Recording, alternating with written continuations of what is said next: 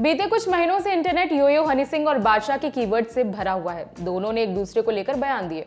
उसके बाद मामले ने तूल पकड़ लिया। ये दोनों माफिया मुंडीर नाम के ग्रुप का हिस्सा थे। उसी ग्रुप से रफ्तार भी जुड़े थे।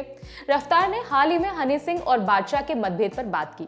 बॉलीवुड बबल के इंटरव्यू में उनसे पूछा गया कि दोनों के झगड़े पर उनका क्या असर पड़ा। उनका जवाब था, कुछ चीजें सही के लिए होती हैं। मैं कहता हूं कि अगर वो झटका ना होता तो आज हमारे इंडिविजुअल बंदे नहीं होते, हम भी शायद लिख रहे होते।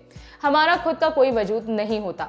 उसमें जो निकले उनका फायदा हुआ। मतभेद बिल्कुल हो सकते हैं, तब हम बहुत जवान थे। इस उम्र में आकर एक चीज समझ में आती है कि यही एल्गोरिदम है। जब तक गूगल एडवर्ड पर हमारा नाम चलता रहेगा तब तक आप हमें याद करते रहोगे, चाहे किसी भी तरह से करो। जब तक आपकी जुबान पर हमारा नाम है तब तक हमारा काम नहीं रुक सकता। हम रिलेवेंट रहते हैं। मैंने अभी कुछ नहीं कहा, लेकिन फिर भी ये एक बड़ी बात बन जाएगी और अपने आप आपके एक्सप्लोर सेशन में रफ्तार दिखने लगेगा। रफ्तार ने आगे कहा कि वो साल में एक गाना बनाते हैं, फिर भी गूगल सर्च में उनका नाम रहता है। उसकी वजह यह है कि लाखों करोड़ों लोग उन लोगों की लाइफ में इन्वेस्टेड हैं। उन्होंने कहा कि सिर्फ 3 नाम जोड़ दो, हनी सिंह, बादशाह और रफ्तार, और देखो वीडियो कैसे चलती है। उन्होंने बताया कि वो इसे फ्री पीआर की तरह देखते हैं। उन्हें अपने प्रमोशन के लिए कुछ करना नहीं पड़ रहा। बता दें कि कुछ महीने पहले ही हनी सिंह दी लेलन टॉप के न्यूज रूम में आए थे। वहां उन्होंने अपने पुराने साथी बादशाह और रफ्तार को लेकर बात की। उनका कहना था, बादशाह कभी भी माफिया मुंडेर का हिस्सा नहीं थे। एक बार बताऊं, मेरे खिलाफ जितने भी डिस्ट्रैक्ट बादशाह ने निकाले हैं उससे कई ज्यादा रफ्तार ने निकाले हैं, लेकिन मैं रफ्तार की इज्जत करता हूं। वो सड़क से उठा हुआ टैलेंट है और मैंने उसे उठाया था। मैंने उसे नहीं उठाया था, उठाने वाला तो ऊपर वाला है। मैंने तो सिर्फ उसे चुना था। वो एक अच्छा टैलेंट है। वो बात अलग है कि किसी के कहने पर वो मेरे ही खिलाफ हो गया। जो भी उसे लगा, मैंने वैसा कुछ नहीं किया।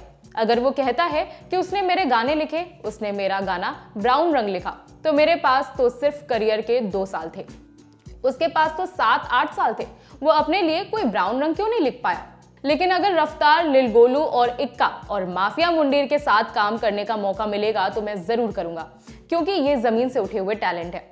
इक्का और लिल गोलू ने कभी मेरे खिलाफ नहीं बोला। रफ्तार ने किसी के कहने पर बोला। रफ्तार दिल का बुरा नहीं है। मैंने एक बार फ्लाइट बोर्ड की, एक हाथ उठता है और आवाज आती है, पाजी। तो मैंने सोचा कि कोई फैन होगा, इसलिए मैं बैठ गया। वो रफ्तार था। साथ में उसकी पत्नी भी थी। उसने मेरे घोड़े पर हाथ लगाया और कहा, पाजी आज के बाद कभी गलती नहीं होगी।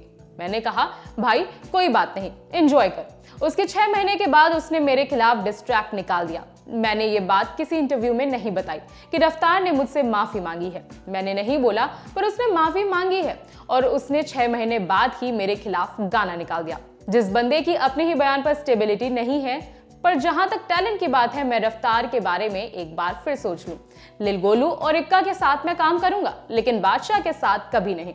वो कभी भी माफिया मुंडीर का हिस्सा नहीं थे। बता दें कि रफ्तार एमटीवी हसल के 4थे सीजन को प्रमोट कर रहे हैं। ये शो 19 अक्टूबर से जियो सिनेमा पर शुरू हो गया है। खबर को लिखा है यमन ने। मेरा नाम है विभावरी। सिनेमा की बाकी खबरों के लिए देखते रहिए लेलन टॉप सिनेमा। शुक्रिया।